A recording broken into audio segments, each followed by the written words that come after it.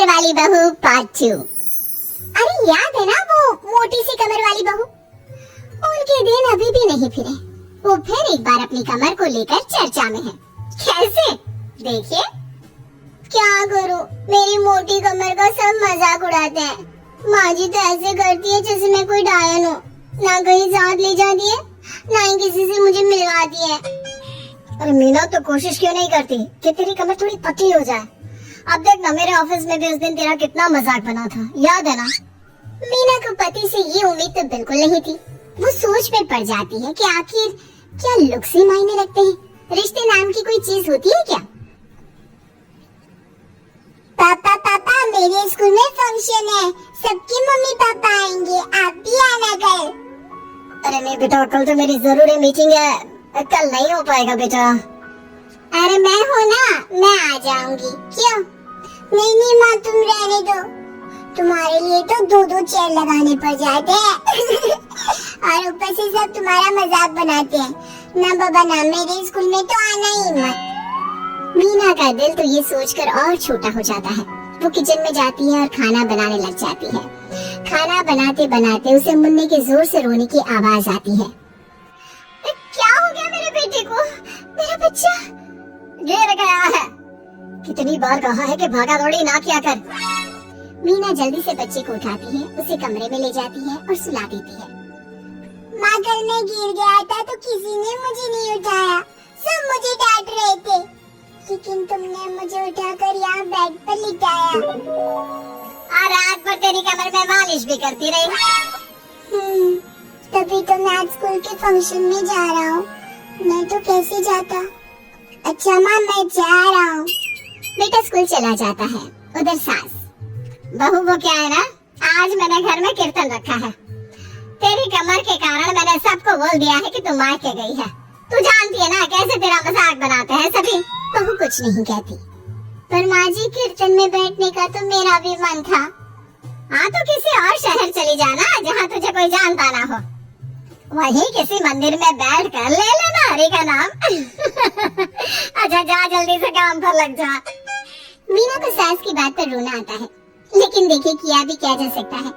हमारे यहाँ तो ये रिवाज है ना, जिसका चेहरा अच्छा वो राजा, नहीं तो सब रंग।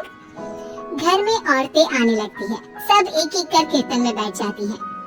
अरे मुन्ना जाता, किचन में मैंने प्रसाद बना कर रखा है, ले आ। अरे क्या क्या कर लेती हो बहन जी, एक तुम्हारी बहू है बस कमर का कमरा बनाए बैठी है। ये नहीं कि ससुराल में रहकर काम काज निपटाए, जब देखो तब मायके की हवा खाने पहुंची रहती है। तभी तो उससे कहती है, मैंने तो घर में मना कर दिया था कि कोई खाना नहीं खाना, बहन जी के घर कीर्तन है, मैं सबके खाना लेकर आऊंगी। लेकिन यहाँ तो लग रहा है कि प्रसाद के भी लाने पड़े हैं। अरे कर देना पागलों वाली बात, खाना भी बना कर रखा है मैंने। अरे कमला, जा जाकर कीर्तन के बाद जो मैंने खाना बनाया है ना, सबको लगा देना। अरे बहू से ज्यादा तो आपके साथ ये कमला ही रहती है। हाँ तो क्या अब नौकरानी से करवा देती बेटे की शादी।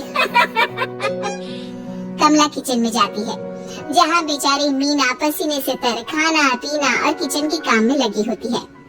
कैसी हो भाभी? ऐसी सास के साथ कैसी गुजारा कर रही हो? पता है बाहर कह रही है कि सारा खाना और प्रसाद उन्होंने बनाया है। अरे कोई बात नहीं ना कमला, वो क्या है ना, मेरी कमर मोटी है, इसलिए वो मुझे किसी के सामने नहीं ले जा सकती है। अरे तो मैं कौन सी सुष्मिता सेन हूँ, लेकिन देखो मेरी सास मुझे कितने गर्व से मिलाती है सभी से। देखो मीना भाभी, आपको सबने ये बता रखा है कि आप अच्छी नहीं हो, सुंदर नहीं हो, लेकिन बात ये कि आपका चेहरा इतना प्यारा है कि क्या कहूँ। पता है भाभी, आपके चेहरे के नूर से तो सारा मोहल्ला रोशन है। मीना को बहुत दिनों के बाद किसी के प्यार के 2 बोल सुनने मिले थे। वो खुश हो जाती है और कमला से दिल से बात करने लगती है।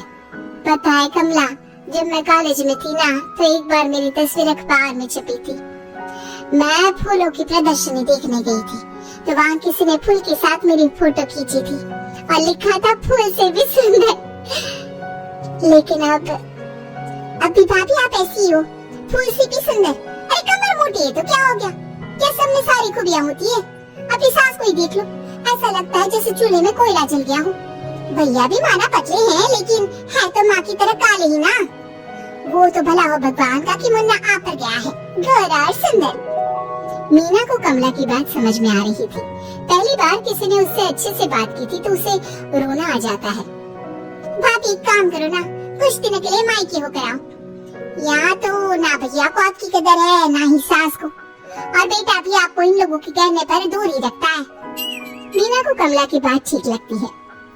सारा कीर्तन निपट जाता है। उसके बाद अरे बहन जी मान गए, इतना सारा खाना और प्रसाद बनाने के बाद भी आपको देख के लगता नहीं कि आप एक बूंद भी थकी हो, बिल्कुल फ्रेश। बस बहन जी मैं तो हुई कुछ ऐसी ही। सभी चले जाते हैं। तब जाकर मीना किचन से बाहर आती है। अरे कहाँ जा रही है? थक गई हूँ मैं, चाय लेकर आ जा। माँ जी चक्कर आ रहा है, सर दुख रहा है, कब से किचन में बंद थी, गर्मी में पसीना भी बहुत आ रहा था, जरा कमरे तक जाकर पसीना सुखा लूं। अरे तो होते ना कम से कमर की मालकिन, बैठा देती मैं सबके सामने, अब क्या आपने बेइज्जती कराती? बस माँ जी मैं तंग आ गई हूँ, मैं अपने मायके जा रही हूँ। जब मेरा होना आप लोगों को इतना करता है तो मैं क्यों यहाँ रहूं? क्यों ना मैं माँ के पास जाकर आराम ही करूं? तभी वहाँ पति आ जाता है। देखो ऐसा नहीं है, लेकिन हाँ कुछ दिनों के लिए तुम जाना चाहती हो तो हो आओ, लेकिन यहाँ हम सबको तुम्हारी जरूरत है। मीना पति की इजाजत के बाद मायके जाती है, लेकिन वहाँ भी भाभी। अरे मीना दीदी आज ही आना था क्या आपको? आज तो मेरे मायके वाले आ रहे हैं। दीदी आपकी कमर का मजाक फिर बनाएंगे वो लोग। अरे मीना एक फोन तो कर देती आने से पहले। अरे मीना क्या हाल बना रखा है शरीर का, कितनी प्यारी बच्ची थी हमारी, क्या हाल कर लिया। मीना को दुख होता है। वो घर के अंदर जाती है जहाँ दीदी आप तो दलिया लेंगी ना, सबके लिए वैसे आलू के पराठे बने हैं, मैं जानती हूँ आपकी फेवरेट है आलू के पराठे, लेकिन अब आपका शरीर ऐसा है कि आप तो दलिया ही खाओ। मीना को समझ में नहीं आ रहा था कि ये क्या हो रहा है। हर कोई जो अपना है वो क्यों उससे ऐसा व्यवहार कर रहा है। मीना दुखी होकर पास में रहने वाली अपनी सहेली के घर जाती है। सहेली का पति बोल पड़ता है, अरे ये कौन है? कौन है ये? मुझे इसी की तो तलाश थी।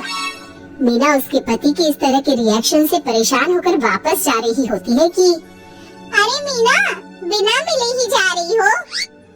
ये तुम्हारे पति है ना, ऐसे कैसे चिल्ला रहे हैं मुझे देखकर? पता नहीं क्यों जी, मेरी सहेली को देखकर क्यों चिल्ला रहे हो?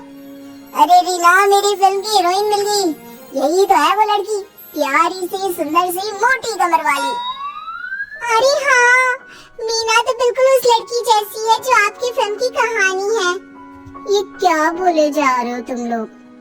मीना मेरे पति बहुत बड़ी फिल्म के डायरेक्टर है, पता है ना तुम्हें? और मैं एक बहुत बड़ी फिल्म बना रहा हूँ शाहरुख खान के साथ, मैं चाहता हूँ कि तुम उसकी हीरोइन बनो। हाँ मीना हाँ प्लीज ना मत कहना, और इसके लिए तुम्हें करोड़ों रुपए भी मिलेंगे। मीना मन में सोचती है कि जो दुनिया उसे मोटा और भद्दा कहती थी उसे जवाब देने का यही एक रास्ता है। मीना फिल्म में काम करने के लिए हाँ कर देती है और फिर सारे शहर में मीना की फोटो शाहरुख खान के साथ लग जाती है।